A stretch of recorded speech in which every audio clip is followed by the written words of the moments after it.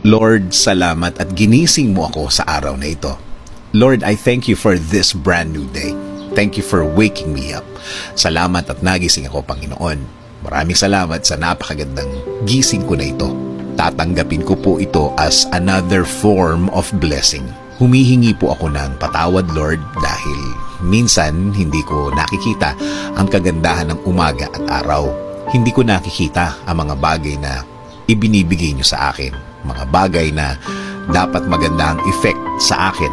Since na sa problema ako nakatingin, hindi ko po ito lahat nakikita. Kaya ngayon, Lord, mas magkukonsentrate ako sa mga biyaya niyo sa akin. Mas ibubukas ko ang aking mga mata, ang aking puso, ang aking isip. Mas hahanapin ko ang kagandahan ng araw at kagandahan ng sitwasyon. Sa ganda ng mga bagay na inilalagay niyo sa aking buhay.